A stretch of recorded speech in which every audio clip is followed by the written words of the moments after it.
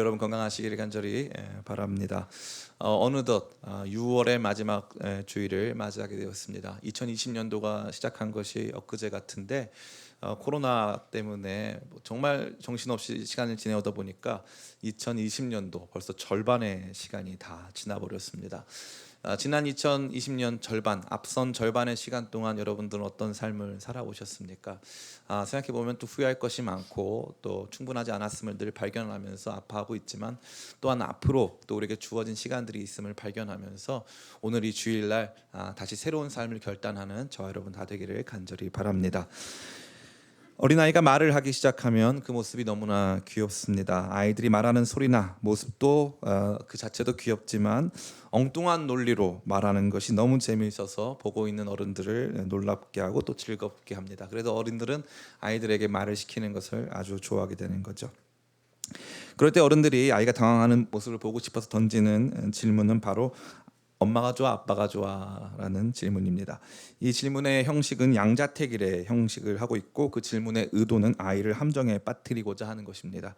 아이가 엄마가 좋다고 대답하면 아빠를 서운하게 하는 것이고, 아빠가 좋다고 대답하면 엄마를 서운하게 하는 것이니, 아이 입장에서는 어느 쪽을 선택하든 손해를 보게 되는 대표적인 양자택일 질문의 함정이라고 볼 수 있는 것입니다.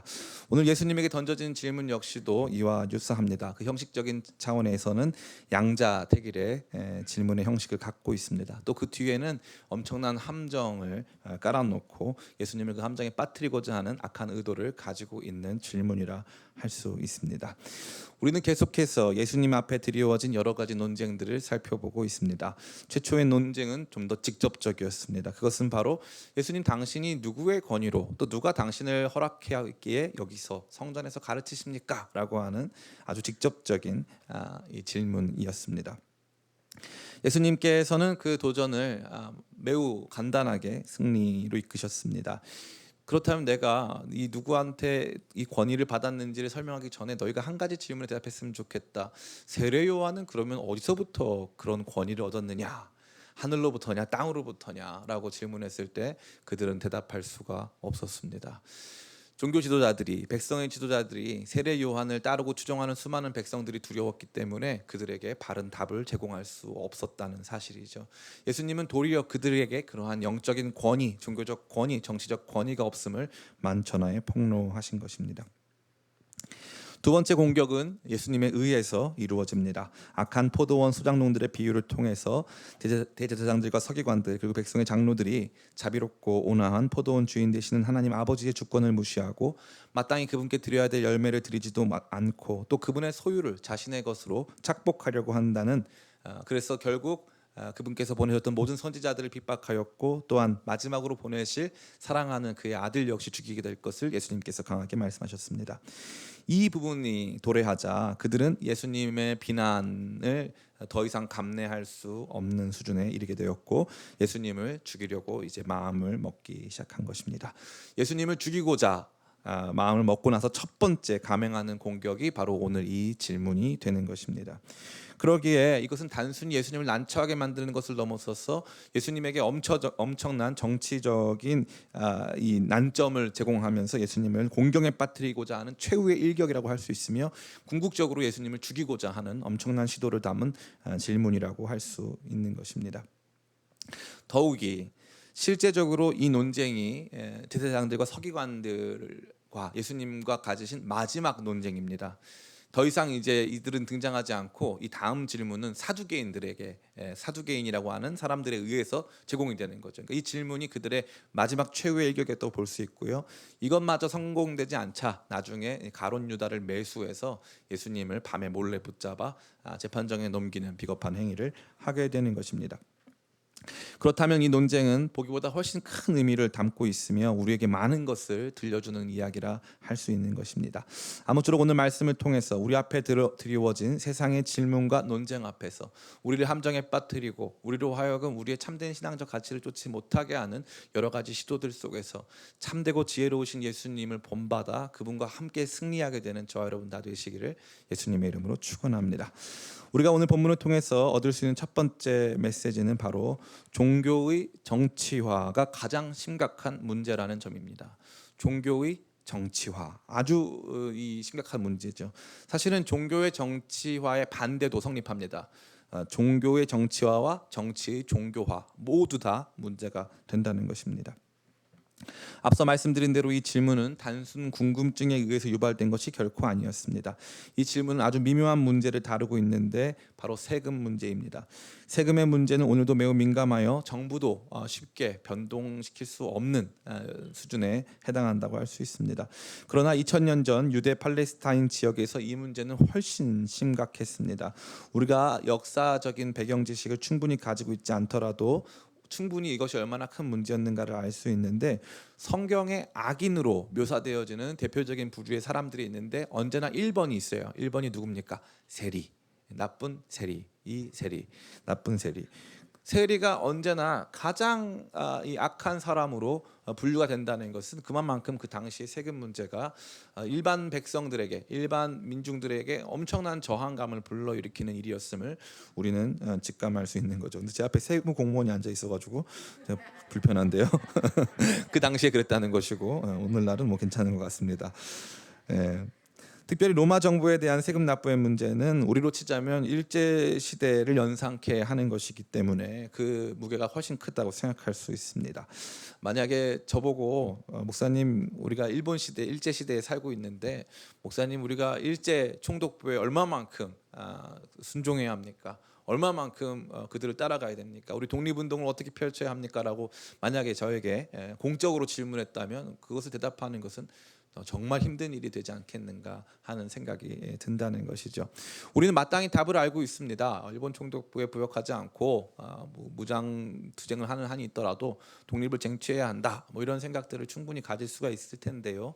예수님의 생각은 달랐던 것 같습니다. 왜 그렇습니까? 이 질문의 배후에는 단순히 세금 납부의 문제가 있는 것이 아니라 예수님을 공경에 빠뜨리려고 하는 악한 간계가 자리 잡고 있었기 때문에 그렇습니다. 이 질문은 어느 쪽으로 대답하든지 예수님에게는 불리한 내용이 됩니다. 만약에 세금을 내라고 한다면 반로마적인 성격을 가지고 언제든지 폭동을 일으킬 준비가 되어 있는 유대 일반 백성들이 예수님을 지지하지 않을 것입니다.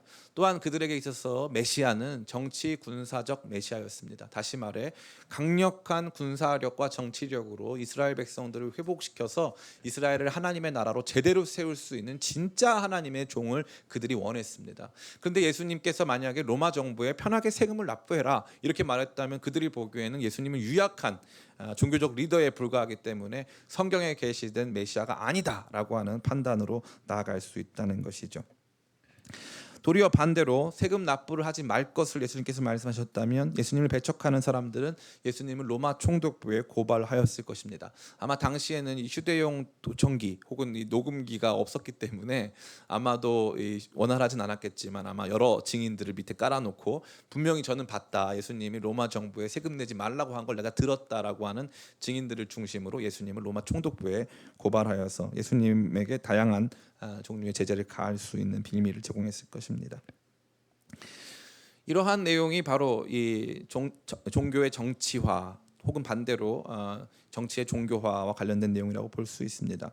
근데 문제는 그뿐이 아닙니다. 단순히 예수님께서 어느 쪽을 대답하든지 예수님에게 불리했을 것이다 하는 차원을 넘어서서 이러한 내용을 통해 예수님이 전하시는 천국 복음의 영역, 천국 복음의 메시지를 이 땅의 문제로 전락시키고자 하는 고도의 계산이 깔려 있는 것입니다. 그래서 더 이상 시대와 역사, 정치, 사회를 뛰어넘으시는 예수님의 존재가 아니라 결국 이 땅의 한 가지 사안에 찬성과 반대를 표하는 그러한 종류의 정치 지도자로 예수님을 전락시킬 수 있다는 것입니다. 예수님은 이러한 그들의 시도를 간파하시고 이와 관련된 제3의 길을 제시하시는 것입니다. 가이사의 것은 가이사에게, 하나님의 것은 하나님께 드려라 라고 하는 입장을 가지신다는 것입니다. 사실 한편으로는 예수님에게 이러한 질문을 준 사람들에게 있어서 이 대답은 참 예수님을 책잡기 어려운 대답인 것이 확실합니다. 그런데 또 다른 한편으로 예수님에게 기대감을 가지고 있던 사람들에게 있어서 이 대답은 예수님을 굉장히 실망스럽게 하는 대답일 수도 있었다는 거죠. 근데 예수님은 어찌됐건 그 어느 쪽 대답도 하지 않으신다는 것입니다. 1987년도에 86년에 교회를 개척한 온누리교회 하용조 목사님에게 청년들이 대거 찾아가기 시작했습니다. 당시 온누리교회는 개척한 지 1년밖에 되지 않았지만 굉장히 빠른 속도로 부흥하고 있었기 때문에 젊은 목회자로서 시대를 이렇게 리딩하고 있었던 하용조 목사님의 민주화 운동에 대한 입장을 듣고자 청년들이 찾아가서 질문을 한 것입니다. 근데 이 하 목사님은 그것에 대한 답변을 주지 않았습니다. 그 당시에는 이 신군부에 의한 이 군사 정부, 군부라고 익히 알려져 있지 않습니까? 군부 독재까지는 아니라 할지라도 이제 군부가 이제 정권을 장악한 시기였습니다. 그래서 민주화에 대한 열망이 굉장히 강했던 시기고, 1980년도 같은 경우는 그와 관련된 참 비참한 사건까지 발생했기 때문에 민주화는 어떻게 보면 시대적 사명과 동시에 하나님의 뜻과 거의 동일시되고 있었다는 것이죠. 그때 이 하용조 목사님은 그와 관련된 입장을 보류합니다. 그와 관련된 입장을 내지 않는다는 것이죠. 그것이 옳은지, 우리가 얼만큼 참여해야 하는지에 대해서 그 어떤 입장도 내지 않았다는 것입니다. 추후에 목사님이 나중에 설교 시간에 그 이야기를 하면서 자기가 만약에 그때 어떠한 입장을 내놨더라면 복음은 그 시대 속에 갇혔을 것이라고 말한 적이 있습니다. 복음이 그 시대나 정황, 사건, 정책, 제도에 갇혀버리게 되는 것이죠. 그때 이러한 선택을 했었다면 그 선택 안에서 복음이 그 선택과 동일시되어지는 비참한 결과, 한계를 맞이하게 된다는 것입니다. 오늘날 우리에게 있어서 가장 강력한 질문 역시도 이와 관련되어 있습니다. 우리는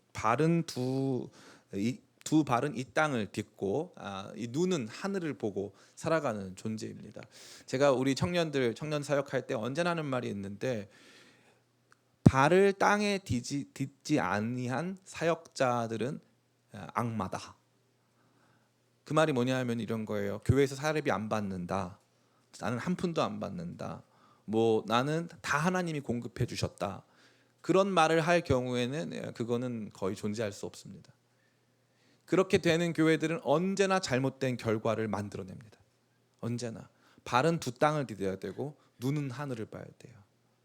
그런데 많은 사람들이 그 부분에 있어서 균형을 갖지 못하고 있는 것입니다. 많은 분들 안에 우리가 가지고 있는 이 땅의 문제에 대한 바른 인식을 갖지 못할 때가 참 많이 있어요. 우리는 이 땅에서 살아갑니다. 이 땅의 문제가 우리 가운데 놓여져 있다는 것이죠. 그런데 이 땅의 문제가 땅의 문제로만 국한되어야 되는데 이것이 하늘의 문제와 결부가 되는 것이죠. 그래서 옛날에 이 부분은 지속적으로 역사 속에서 드러납니다. 절대왕정 시대의 왕권 신수설, 그 뜻은 무엇입니까? 왕의 권한은 하늘로부터 주어졌다. 나는 하늘로부터 주어진 왕권을 행사한다.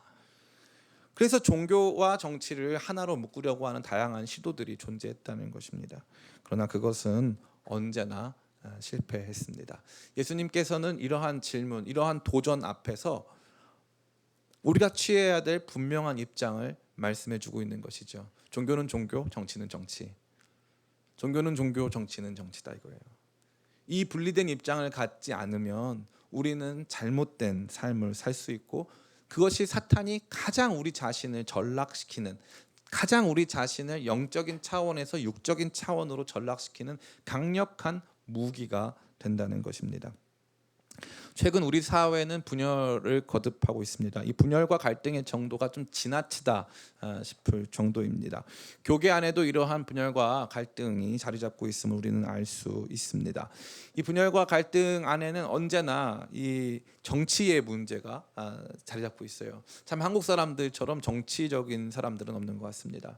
정치와 관련된 이렇게 예민한 시선을 가지고 바라보고 있는 사람들 드물다 할 수 있습니다. 물론 우리가 처한 정치적인 또 역사적인 상황이 그러한 부분이 있기 때문에 어쩔 수 없다 하더라도, 우리는 언젠가부터 특정 정책에 대해서, 예를 들면 차별금지법에 대해서 명확한 입장을 가지지 않는다면 기독교적이지 못하다라고 하는 생각과 판단을 가지고 있을 때가 참 많다는 것입니다.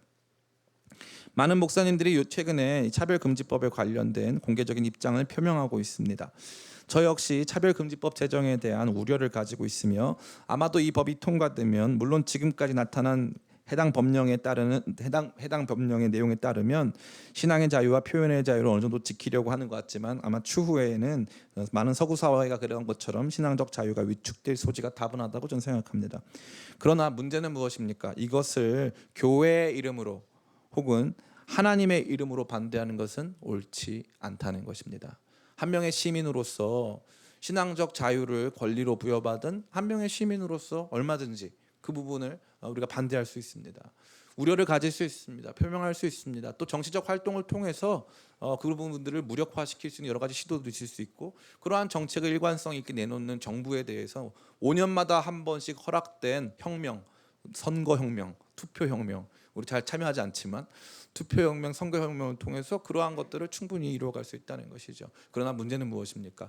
차별금지법 반대하는 사람, 차별금지법 반대 안 하는 사람 악마로 만들고 그러한 목사는 사탄의 종으로 만들고 있지는 않는가 하는 것입니다. 특정 정책이나 특정 제도나 특정 정권에 대해서 하나님의 입장이 무엇이냐라고 끊임없이 질문하고 있는 것이죠. 끊임없이 질문하고 있는 것입니다. 저는 이와 관련된 비참한 이야기들을 너무나 많이 알고 있습니다. 대표적인 것이 바로 미국에서 일어난 남북 전쟁이라고 할 수 있습니다. 미국이라고 하는 나라 자체가 굉장히 독특한 나라인데 처음부터 신앙적 자유를 위해서 건너간 나라입니다. 그 나라 안에서 남북 전쟁이 일어났습니다. 문제는 그 중심에 놓여져 있었던 흑인 노예 제도와 관련된 내용이 자리 잡고 있었습니다. 노예를 어떻게 봐야 될 것인가?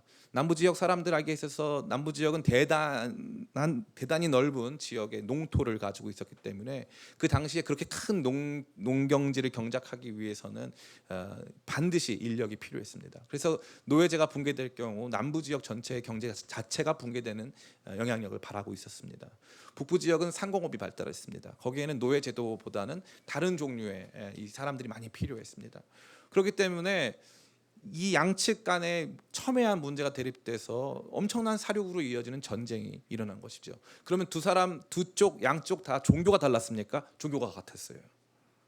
같은 종교를 가지고 있었습니다. 그들이 서로가 서로를 죽일 때 기도했을 거예요. 내가 오늘 죽지 않게 해달라고.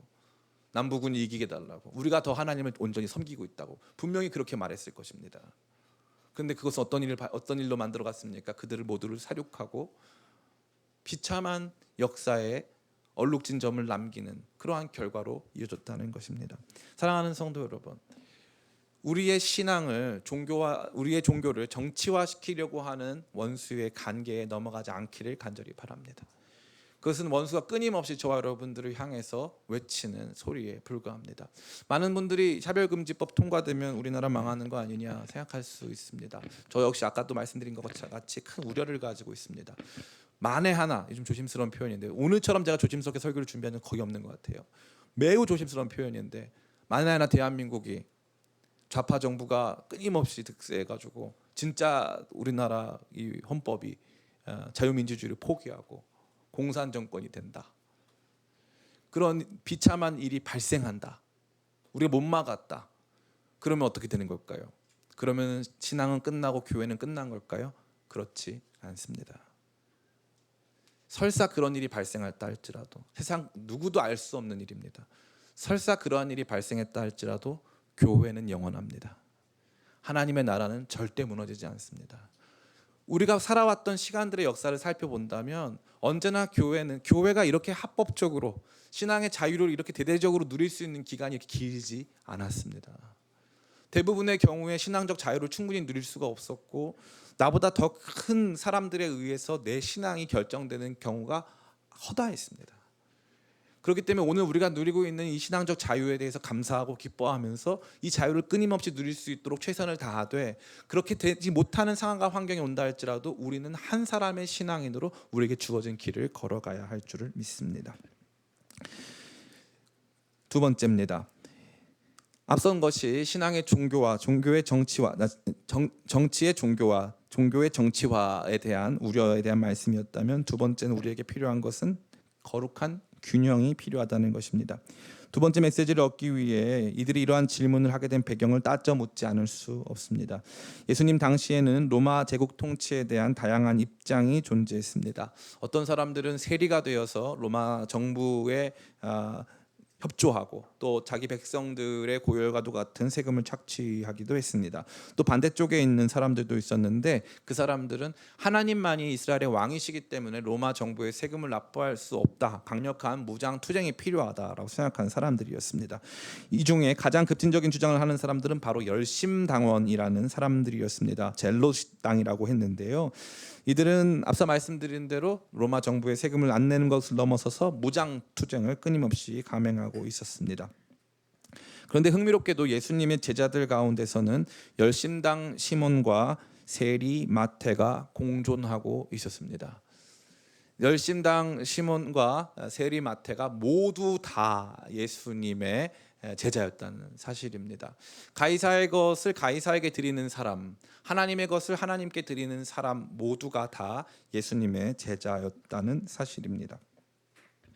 이 땅에서 일어나는 정치적이고 행정적인 일에 대해서도 인정하고 동시에 하나님의 것에 대해서도 말씀해 주시는 내용이라 할 수 있는데 매우 흥미로운 것은 이들 모두가 거부할 수 없는 삶의 이야기 속에 살고 있었다는 것이죠. 그것은 무엇입니까? 예수님 뭐라고 말씀하십니까? 데나리온 하나를 내게 보이라 이렇게 말씀하시죠.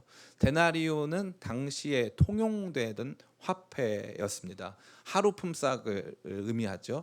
하루에 우리 가운데 주어지는 품삯인데 모든 사람이 데나리온을 갖고 있었어요. 정작 로마 정치 체제가 제공하는 경제적인 틀 안에서 살면서도 그 경제 틀을 부정하려고 하는 사람들이 너무나 많았다는 것입니다.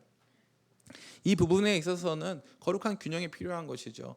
단순히 이 땅의 문제에 대해서는 도외시한 채 하나님의 이야기에만 집중하자. 반대로 하나님의 이야기보다 이 땅의 문제가 훨씬 중요하니까 이 땅의 이야기만 찾아가자 하는 내용이 결코 아니었다는 것을 의미합니다. 데나리온 하나 안에는 거기에는 그 당시에 황제였었던 티베리우스 황제의 얼굴과 그가 황제라고 하는, 그가 통치하고 있다라고 하는 글귀가 적혀져 있었습니다. 그들 모두 그러한 시대 속에 살고 있었다는 것이죠.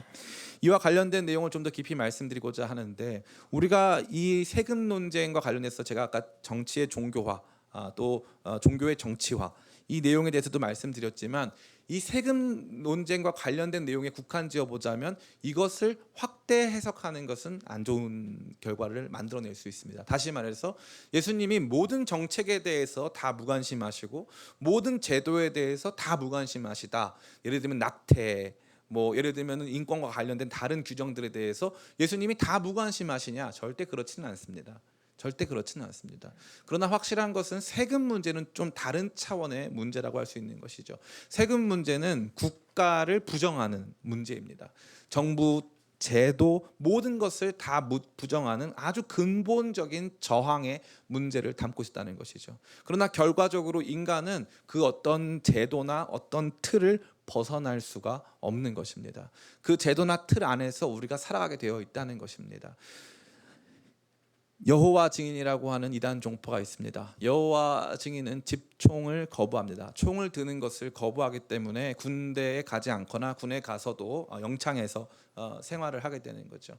이 영국에 가면 퀘이커 교도라고 하는 사람들도 있는데 이 퀘이커 교도들 역시도 이 살생 혹은 또 전쟁에 참여하는 것들을 거부합니다. 국가가 그들에게 제공할 수 있는 권리 는 누리지만 또 다른 한편으로 그들이 국가에 해야 하는 여러 가지 의무와 책무는 부정하는 모습을 보여주고 있다는 것입니다. 얼마나 안타깝습니까? 그들이 가지고 있는 신앙 안에는 우리가 이 땅에서 자유롭게 먹고 살면서 경제활동을 할 수 있는 국가의 제도는 인정하지만 그 국가에 대한 우리의 책무는 부정하는 결과로 나아간다는 것입니다. 이것은 참 교회의 모습이 결코 아니라는 것이죠.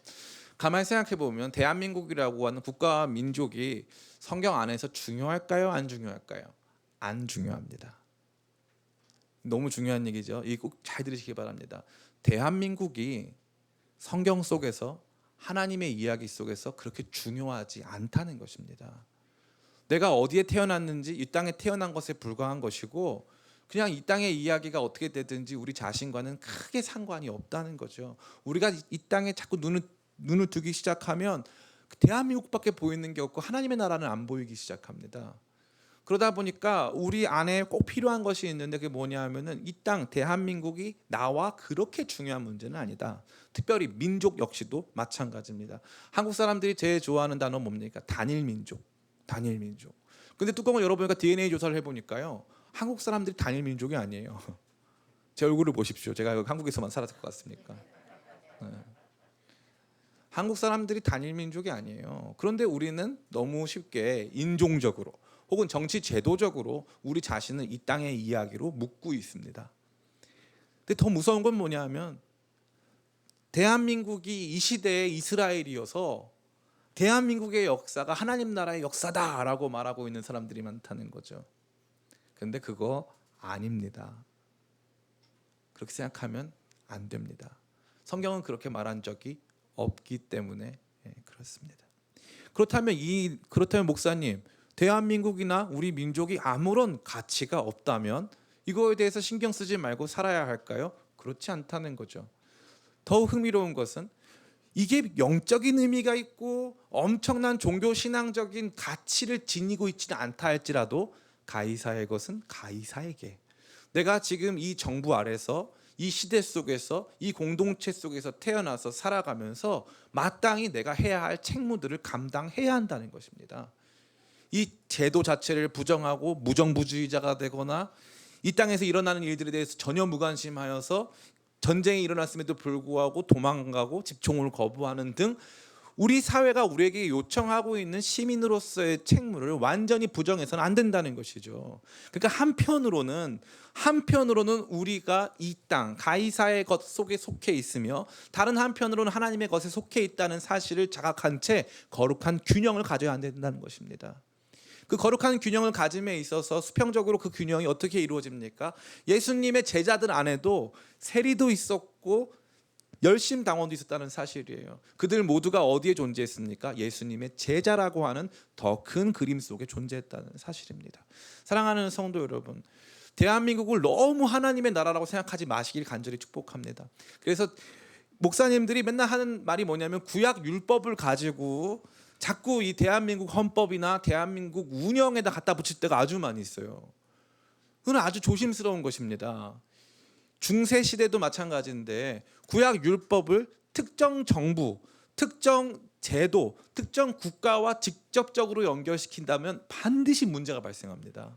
우리는 그렇게 제도화된 국가 속에서 하나님 나라를 이루는 것이 아니기 때문에 그렇습니다. 그것을 넘어서는 것이기 때문에. 또한 동시에 우리가 가져야 될 거룩한 균형은 무엇입니까? 이 땅에 살아가면서 국민으로서 시민으로서 마땅히 감당해야 될 책무와 우리에게 주어진 의무들을 감당한다는 것이죠. 그래서 이 땅에 태어난 우리 20대 청년들은 기도하면서 하나님 제가 군대를 갈까요 말까요 할 필요가 있어요 없어요? 저는 그렇게 기도를 했어요. 군대를 갈까요 말까요? 저의 기도 여부와 상관없이 주님도 저를 잊어보신 적이 없지만 병무청도 단 한 번도 저를 잊어본 적이 없어요. 참 재미있는 게 국세청도 여러분을 잊은 적이 없어요. 불꽃 같은 눈동자로 바라보고 있어요. 이게 얼마나 놀랍습니까? 이 거룩한 균형이 우리 가운데 필요하다는 거예요. 근데 자꾸 사탄이 이걸 무너뜨려요. 자꾸 무너뜨려요. 야, 세상보다 하나님이 더 중요해. 야, 하나님도 중요하지만 이 땅에서 진짜 중요한 거 많아. 이 땅의 이야기에 집중해야 돼. 국가가 제일 중요해. 정치가 제일 중요해. 그렇지 않다는 거예요. 국가와 정치 중요하죠. 그러나 하나님 나라만큼 중요하지는 않습니다. 국가와 정치가 중요한 만큼 내가 필요한 여러 가지 역할들을 감당해야죠. 시민으로서, 국민으로서. 그러나 거기에다가 하나님의 이야기를 갖다 붙일 필요는 전혀 없다는 것입니다. 이 거룩한 칼날가루 같은 균형, 이게 왜 중요합니까?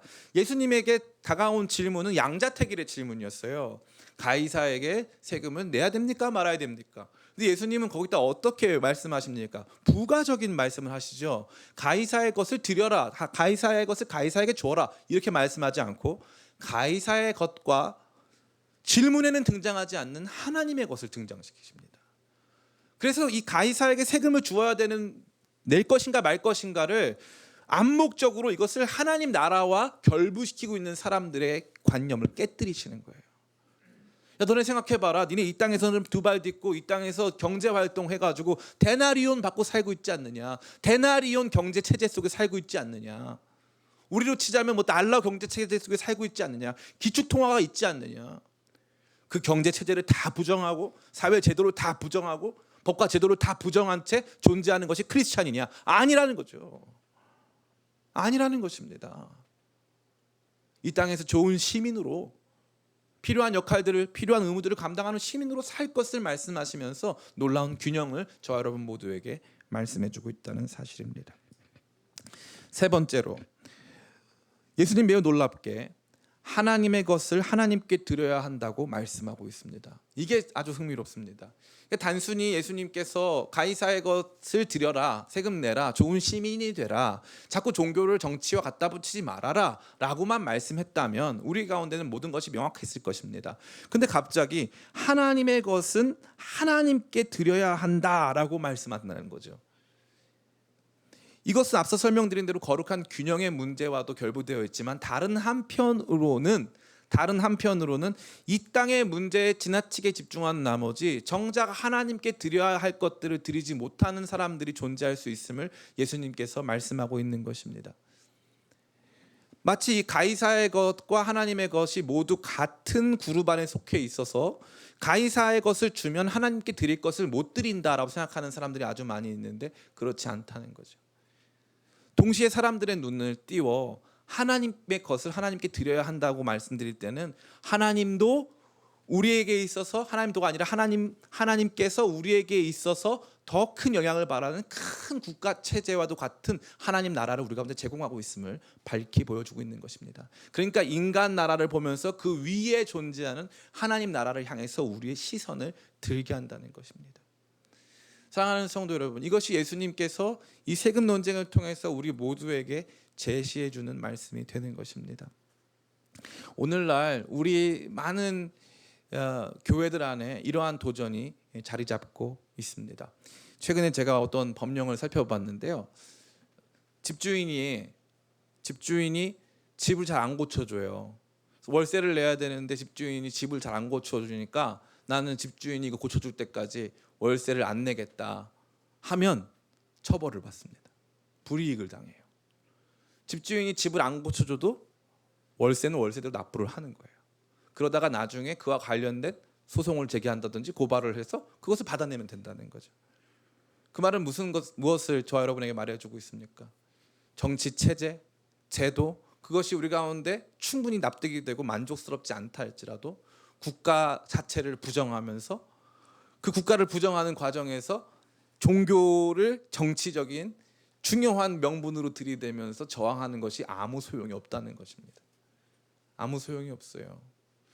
근데 제가 안타깝게 최근에 어떤 한 교회가 이 재개발 지역에 존재하는데 그 교회와 관련된 내용이 아주 중요한 이슈로 떠오르고 있어요.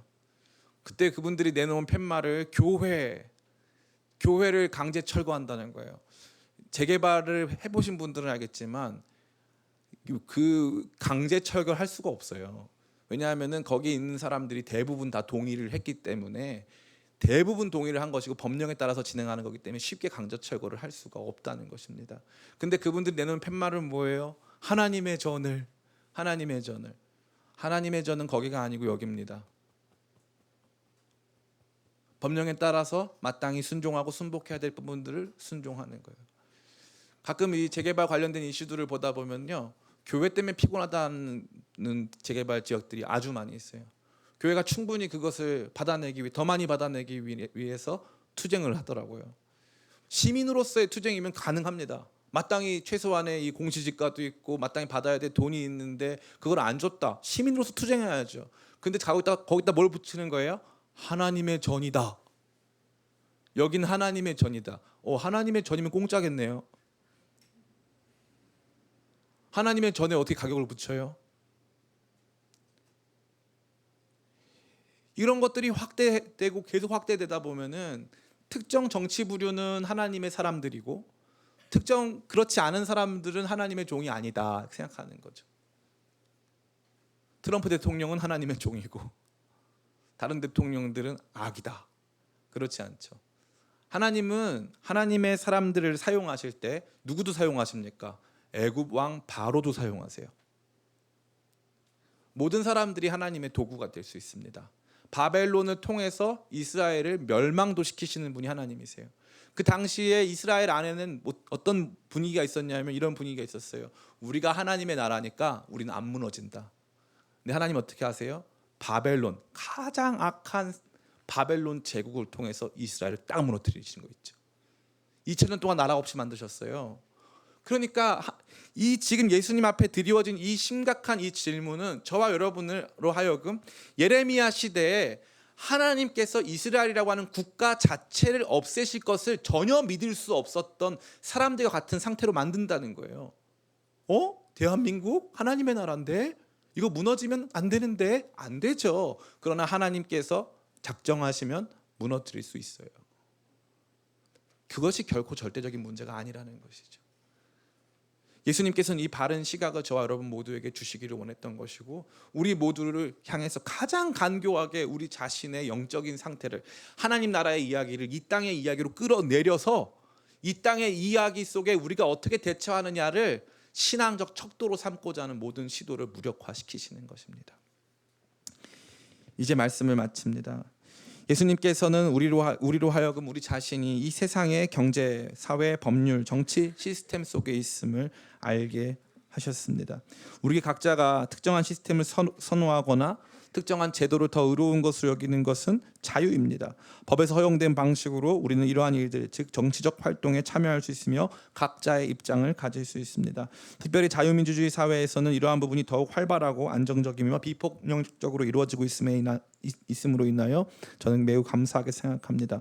그러나 우리가 특정 국가 체제나 인물 혹은 제도 등을 신앙적으로 받아들이는 것은 잘못입니다. 가이사에게 세금을 내는 것을 영적으로 해석해서는 안 된다는 것입니다. 통치 체제 자체를 부정하고 저항하고 하는 일들은 여러분 시민으로서 하는 일이지 그것이 하나님 나라와 직간접적으로 연결된 것은 결코 아니라는 것입니다. 개인적 양심에 따라서 하나님께서 무엇을 더 기뻐하실 것인가에 대해서 고민하면서 한 명의 시민으로서 여러 가지 역할을 감당하는 것이지 그와 관련된 더 큰 의미를 부여해서는 안 된다는 것을 저와 여러분 모두에게 이 말씀은 강하게 보여주고 있는 것입니다. 동시에 이 말씀은 놀라운 균형을 우리에게 보여주고 있는 것입니다. 그것은 무엇입니까? 교회 공동체 안에 열심당원 시몬도 있고 세리 마태도 존재했다는 것입니다. 저 사람은 저 빨갱이는 저 토착 외구는 절대 천국에 못 간다. 천국 갔더니 만났어. 어떻게 오셨어요? 그러게 말이에요. 당신도 어떻게 오셨는지 신기하네요. 이러면서 서로 만나게 될 것입니다. 이것은 우리에게 놀라운 균형감을 주는 거예요. 이 부분에 대해서 따라오지 않을 사람도 있겠구나. 저러한 내용에 대해서 동조하지 않을 사람도 있을 수 있겠구나. 그러나 예수님께서는 어떻게 하십니까? 마지막으로 이 모든 시선을 하나님께로 돌리게 하십니다. 정작 이 땅의 문제에서 세금을 낼 것이냐 말 것이냐 로마 정부에 얼마큼 협조할 것이냐 하는 문제가 아니라 정작 우리 자신은 하나님의 것을 하나님께 드리고 있는 하나님 나라에 속한 시민인가에 대한 놀라운 질문을 하고 계신 것입니다. 이 땅에서 좋은 시민으로 또 하나님 나라의 영광 속에 살아가는 하나님 나라의 좋은 시민으로 살아갈 것을 말씀하시면서 우리 가운데 놓여진 엄청난 신앙적 도전을 이겨내시는 것입니다. 분열과 갈등이 거듭되는 우리 사회 속에서 우리 기쁨의 교회 성도님들 이 설교하고 나면 제가 분명히 느꼈어요. 속 시원해 하실 분들이 거의 없겠다. 왜냐하면 이것도 아니고 저것도 아니고 죽도 밥도 아니니까. 죽도 밥도 아니니까. 그런데 이게 주님께서 원하시는 길이에요. 세상의 길을 넘어서서 우리가 2000년 전에 이 땅에 있었으면 어느 나라에 살고 있었을까요? 충청도 분들은 백제에 살고 있었고 경상도 분들은 신라에 살고 있었고 뭐 서울은 계속 왔다 갔다 했고 고구려 땅이었다가 백제 땅이었다가 시간이 좀 지나 보니까 고려도 됐고 조선도 됐잖아요. 대한민국이 영원할 것이다. 누구도 장담할 수 없습니다. 민족과 제국의 흥망성쇠를 하나님이 주관하십니다. 우리는 그저 이 땅에 속하면서 우리가 통용되는 정치 시스템, 경제 시스템 안에 데나리온 이거 가이사 거네. 가이사 경제 시스템이네. 그럼 거기다 세금 내는 거예요. 우리가 그 세금을 납부하면서 우리가 누릴 수 있는 여러 가지 경제적인 틀들이 있지 않습니까? 세금 납부하는 거예요. 그러나 거기서 멈추는 것이 아니죠. 우리가 더 큰 하나님 나라의 시민이어서 하나님의 것은 하나님께 드릴 수 있는 사람인 것을 보여준다는 것입니다. 이 위대하고 아름다운 균형이 우리 가운데 꼭 필요한 것입니다. 행여 지금 여러 가지 이 신문 지상에서 일어나는 일들로 말미암아 마음 아프고 또 앞서서 이 변화 이루어지고 있는 여러 가지 변화, 대표적으로 차별금지법과 같은 그러한 변화들 때문에 마음 아프고 또 걱정되고 우려되시는 부분이 있음을 제가 충분히 이해합니다. 그러나 거기에 하나님 나라는 굴복하지 않습니다. 수많은 제국이 수많은 황제들이 하나님 나라를 복속시키려고 했지만 하나님 나라는 단 한 번도 작아진 적이 없어요. 이 땅에서 작아지면 저 땅에서 커지고 저 땅에서 작아지면 이 땅에서 커지면서 교회는 점차적으로 커지고 있습니다. 이것은 거부할 수가 없어요. 거부할 수가 없습니다. 더 큰 하나님의 나라에 눈뜨고 이 땅에서 좋은 시민으로 살아가는 저와 여러분 다 되시기를 예수님의 이름으로 축원합니다.